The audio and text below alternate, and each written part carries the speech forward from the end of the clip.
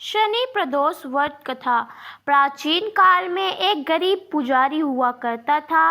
उस पुजारी की मृत्यु के बाद उसकी विधवा पत्नी अपने भरण पोषण के लिए पुत्र को साथ लेकर भीख मांगती हुई शाम तक घर वापस आ जाती थी।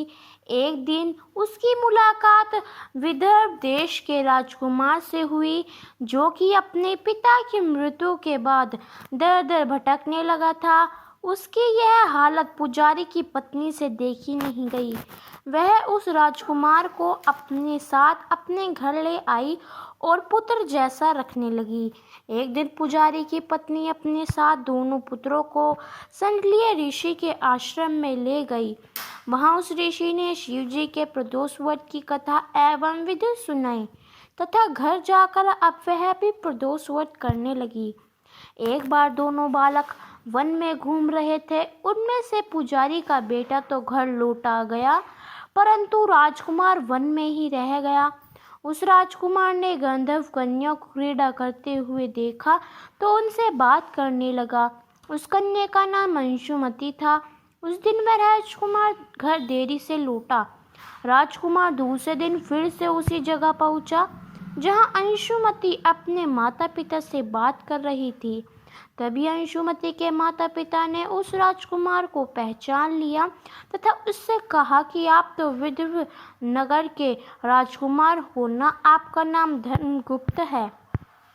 अंशुमति के माता पिता को वह राजकुमार पसंद आया और उन्होंने कहा कि शिव जी की कृपा से हम अपनी पुत्री का विवाह आपसे करना चाहते हैं। क्या आप इस विवाह के लिए तैयार है? राजकुमार ने अपनी स्वीकृति दे दी तो उन दोनों का विवाह संपन्न हुआ। बाद में राजकुमार ने गंधर्व की विशाल सेना के साथ विदर्भ पर हमला किया और घमासान युद्ध कर विजय प्राप्त की तथा पत्नी के साथ राज्य करने लगा। वहां उस महल में वह पुजारी की पत्नी और पुत्र को आदर के साथ ले आया तथा साथ रखने लगा। पुजारी की पत्नी तथा उसके पुत्र के सभी दुख व दरिद्रता दूर हो गई और वे सुख से अपना जीवन व्यतीत करने लगे। एक दिन अंशुमति ने राजकुमार से इन सभी बातों के पीछे का कारण और रहस्य पूछा। तब राजकुमार ने अंशुमति को अपने जीवन की पूरी बात बताई और साथ ही प्रदोष व्रत का महत्व और व्रत से प्राप्त फल से भी अवगत कराया। उसी दिन से प्रदोष व्रत की प्रतिष्ठा वह महात्म्य बढ़ गया तथा मान्यता अनुसार लोग यह व्रत करने लगे। कई जगहों पर अपनी श्रद्धा के अनुसार स्त्री पुरुष दोनों ही यह व्रत करते हैं।